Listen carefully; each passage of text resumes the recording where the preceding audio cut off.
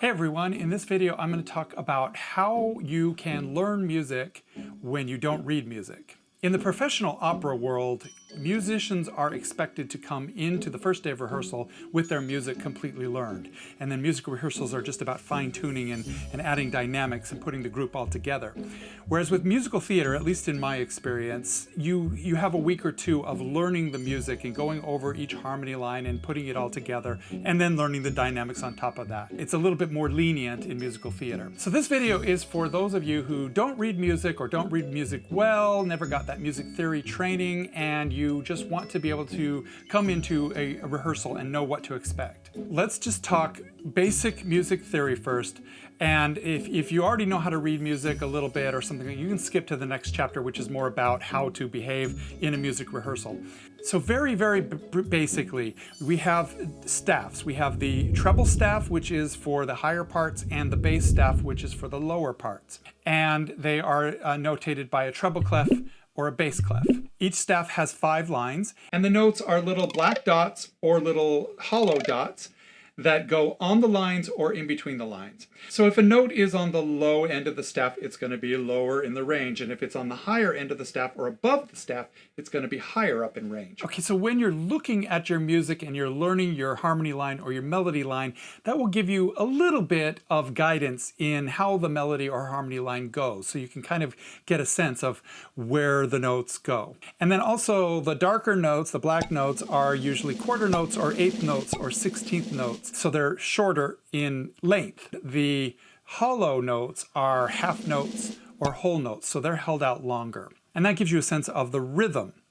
You'll also see little squiggly lines in between notes on the staff, which are rests. That's when no notes are being sung. And then you'll also have incidentals. The little flat symbol, it looks like a little B next to the note, means that the note is a half step lower than the normal note on that staff. So if you're singing ha, it would be ha, just a half step down. And if the incidental is a sharp, which looks like a little tic-tac-toe symbol, that means that the note is slightly higher. So if it's that's a way too that the notes go higher or lower. So the more you can understand when the notes go up and when the notes go down in the melody, the easier it will be to read the music. So that's just basically it in a nutshell. Now there's all sorts of rules and counter rules and things like that that you might not understand when you're looking at it. And that's why it's important to just keep notes. When the music director gives you a note and they say, you know, this is how the melody goes, and you see that that note goes down, but it looks like it's the same note, well, make a little arrow in your music that says that note goes down.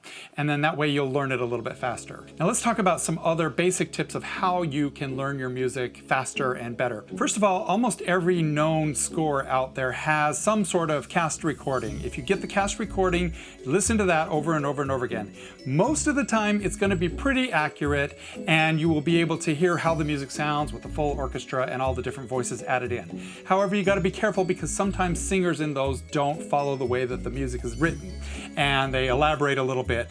And sometimes the harmonies in the ensemble are so well blended that it's really hard to pick out what your harmony line would be.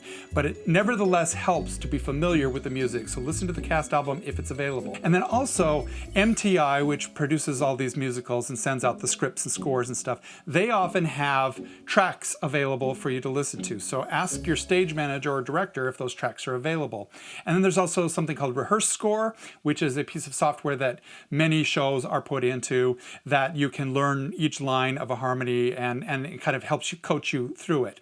See if those are available. You can also get with the rehearsal accompanist or the music director and have them record your lines of pieces of music. You can also record them yourself. Every phone has a voice recorder on it. Use that to your advantage. When you're learning your music, make sure you record it so that you can go back and review your harmonies later on.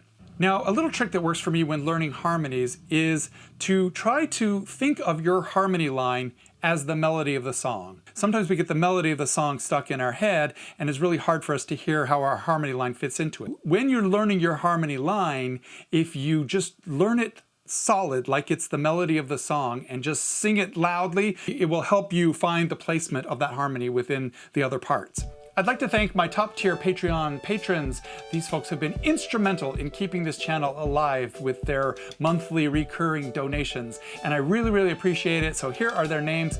And if you'd like to become a Patreon patron, just pop on over to patreon.com/augmentedactor to sign up.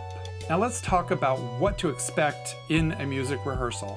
First of all, expect them to be long and tedious. Learning music is a tedious process, and you have to do a lot of repetitions, so make sure that you're vocally warmed up when you go in. First things first, you want to know what your vocal range is so that the music director knows which lines to teach you. If you sing super, super low down in the range, you're going to be on the bass clef, and you're going to be, carrying those bass notes. That's a bass. And if you're a baritone, you kind of got that middle range, and you can sing a little bit of tenor and a little bit of bass. And if you're a tenor, you've got the higher range, and you're going to be singing way up into the stratosphere. Altos are the lower female parts, and then sopranos are higher than that. Knowing your vocal range when you go in helps the music director know which parts to give you and how to divide you up. And one thing that's very helpful in musical rehearsals is to sit in groups with people that are singing the same part as you. So all the baritones sit together, all the altos sit together, and so on. If you're not sitting in sections in a musical rehearsal, it's okay to maybe go and sit by somebody that is singing the same part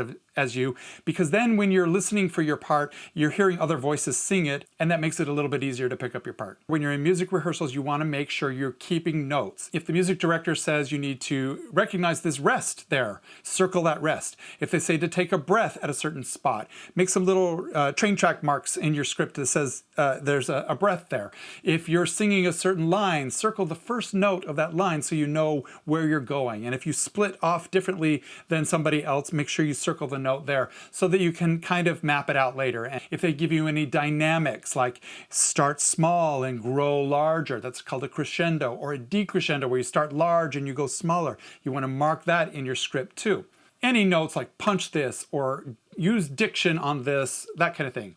And speaking of diction, you always want to add consonants to the ends of your words and really overpronounce them. I don't know of any musical theater show that I've ever done where they didn't ask you to do this. So always just be as crisp and clear with your words as possible. Learn the words as fast as you can, because you want to be looking at the notes when you're doing your music rehearsals and not so much at the words. Try to study those words as if they were script so you know what you're saying, and then that way you can concentrate on the notes when you're learning the music. As I said before, bring a recorder, record your music sessions. That way you can listen to them back. You can listen to them when you're driving to rehearsal. I don't even really ever refer back to my vocal recordings that often because I can pluck them out on a piano. And there's apps on your phone like the PIANIST app, which will allow you to pluck out a little keyboard on your phone. But if you don't play the piano and you don't read music, you're not going to be able to do that so effectively. So make sure you record your rehearsals and then you can listen back to them. And then also you can record the other voices sometimes so that you can make sure that your blend is fitting in there.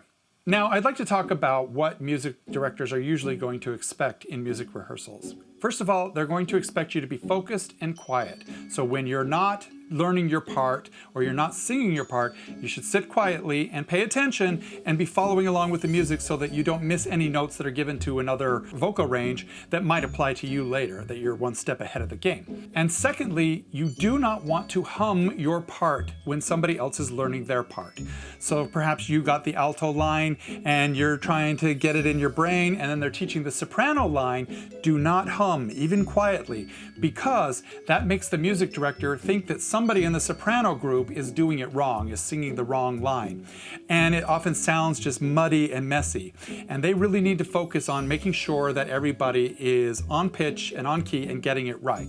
And then the second thing that relates to that is when you're asked to sing your part, even when you're first learning it. They might say, listen to me play it once, and they'll play it. So make sure you're just listening and not humming. And then when it's time for you to sing, even if it's early on, sing out. Make sure you're singing with volume and that you can be heard.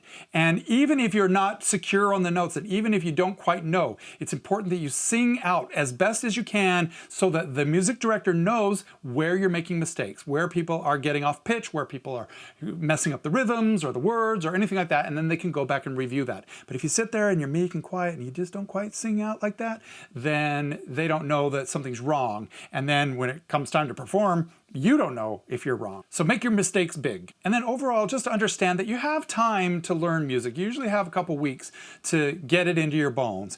And they will drill you later on if the music starts to fall apart, which it always kind of does when you get to staging and dancing and things like that. The music kind of falls apart, and they'll have other brush-up rehearsals to remind you of these of what your parts are. And sometimes when you're singing harmony lines, if somebody else doesn't messes up their part, it messes you up too, because they're not singing the right thing, and so it sounds off, and you don't know whether they're wrong or you're wrong. And so you sometimes have to just really focus on your part. Again, singing it as if it's the melody line and singing it strong. And then that way the musical director will know where things need to be fixed and can work on it.